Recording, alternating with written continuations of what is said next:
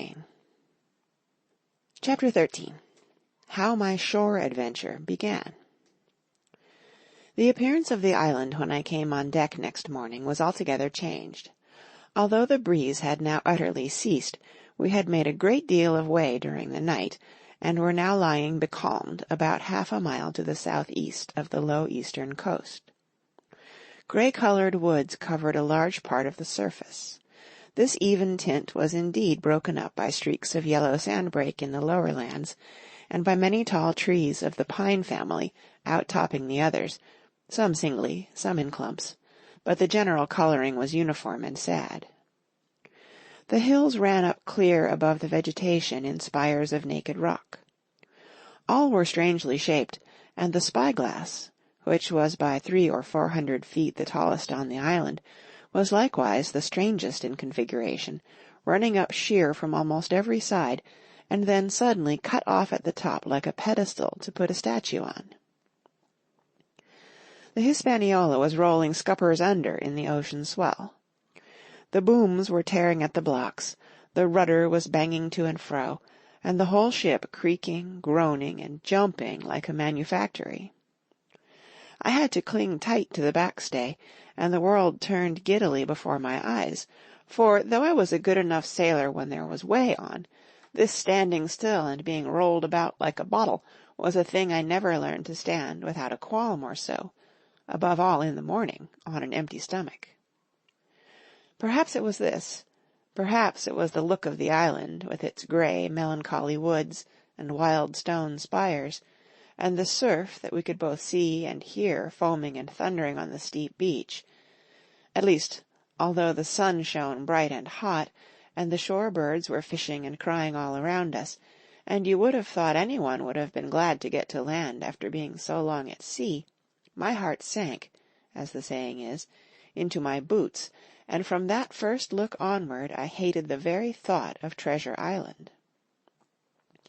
We had a dreary morning's work before us, for there was no sign of any wind, and the boats had to be got out and manned, and the ship warped 3 or 4 miles round the corner of the island and up the narrow passage to the haven behind Skeleton Island.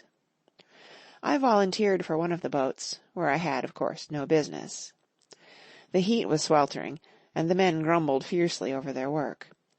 Anderson was in command of my boat, and instead of keeping the crew in order, he grumbled as loud as the worst. "Well," he said, with an oath, "it's not forever." I thought this was a very bad sign, for up to that day the men had gone briskly and willingly about their business, but the very sight of the island had relaxed the cords of discipline.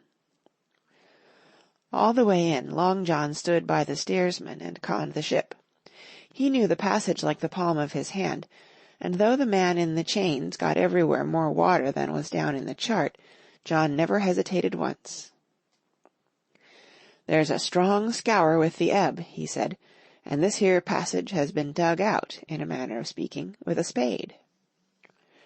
We brought up just where the anchor was in the chart, about 1/3 of a mile from each shore, the mainland on one side and Skeleton Island on the other. The bottom was clean sand. The plunge of our anchor sent up clouds of birds wheeling and crying over the woods, but in less than a minute they were down again, and all was once more silent.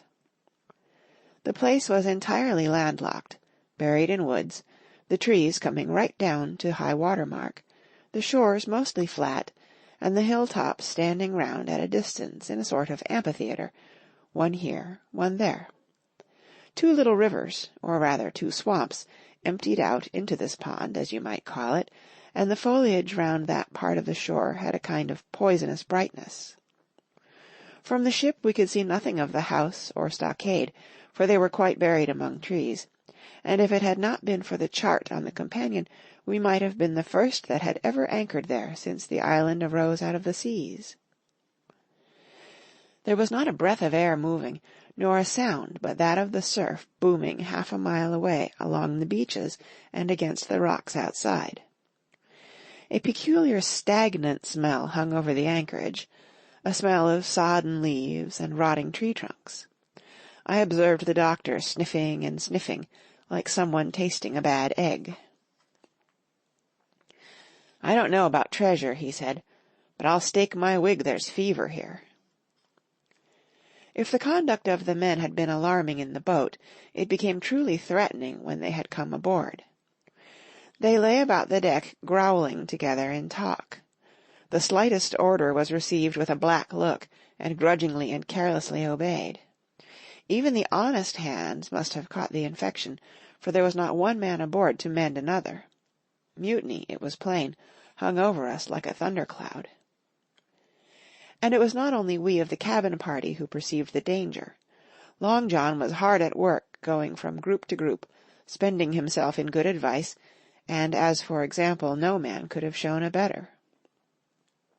He fairly outstripped himself in willingness and civility. He was all smiles to everyone. If an order were given, John would be on his crutch in an instant, with the cheeriest "Aye, aye, sir," in the world, and when there was nothing else to do, he kept up one song after another, as if to conceal the discontent of the rest. Of all the gloomy features of that gloomy afternoon, this obvious anxiety on the part of Long John appeared the worst. We held a council in the cabin. "Sir," said the captain, "if I risk another order, the whole ship'll come about our ears by the run. You see, sir, here it is. I get a rough answer, do I not? Well, if I speak back, Pikes will be going in 2 shakes. If I don't, Silver will see there's something under that, and the game's up. Now we've only one man to rely on." "And who is that?" asked the squire. "Silver, sir," returned the captain. "He's as anxious as you and I to smother things up. This is a tiff. He'd soon talk 'em out of it if he had the chance, and what I propose to do is give him the chance. Let's allow the men an afternoon ashore. If they all go, why, we'll fight the ship. If they none of them go, well, then we hold the cabin, and God defend the right. If some go, you mark my words, sir, Silver'll bring 'em aboard again as mild as lambs." It was so decided. Loaded pistols were served out to all the shore men. Hunter, Joyce, and Redruth were taken into our confidence, and received the news with less surprise and a better spirit than we had looked for, and then the captain went on deck and addressed the crew. "My lads," said he, "we've had a hot day, and are all tired and out of sorts. A turn ashore'll hurt nobody. The boats are still in the water. You can take the gigs, and as many as please may go ashore for the afternoon. I'll fire a gun half an hour before sundown." I believe the silly fellows must have thought they would break their shins over treasure as soon as they were landed, for they all came out of their sulks in a moment, and gave a cheer that started the echo in a far-away hill, and sent the birds once more flying and squalling round the anchorage. The captain was too bright to be in the way. He whipped out of sight in a moment, leaving Silver to arrange the party, and I fancy it was as well he did so. Had he been on deck, he could no longer so much as have pretended not to understand the situation. It was as plain as day. Silver was the captain, and a mighty rebellious crew he had of it. The honest hands, and I was soon to see it proved that there were such on board, must have been very stupid fellows. Or rather, I suppose the truth was this, that all hands were disaffected by the example of the ringleaders, only some more, some less, and a few, being good fellows in the main, could neither be led nor driven any further. It is one thing to be idle and skulk, and quite another to take a ship and murder a number of innocent men. At last, however, the party was made up. 6 fellows were to stay on board, and the remaining 13, including Silver, began to embark. Then it was that there came into my head the first of the mad notions that contributed so much to save our lives. If 6 men were left by Silver, it was plain our party could not take and fight the ship, and since only 6 were left, it was equally plain that the cabin party had no present need of my assistance. It occurred to me at once to go ashore.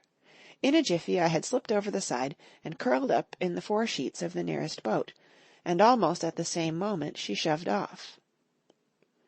No one took notice of me, only the bow oar saying, "Is that you, Jim? Keep your head down." But Silver from the other boat looked sharply over and called out to know if that were me, and from that moment I began to regret what I had done. The crews raced for the beach, but the boat I was in, having some start, and being at once the lighter and the better manned, shot far ahead of her consort, and the bow had struck among the shoreside trees, and I had caught a branch and swung myself out, and plunged into the nearest thicket, while Silver and the rest were still 100 yards behind. "Jim! Jim!" I heard him shouting. But you may suppose I paid no heed. Jumping, ducking, and breaking through, I ran straight before my nose, till I could run no longer.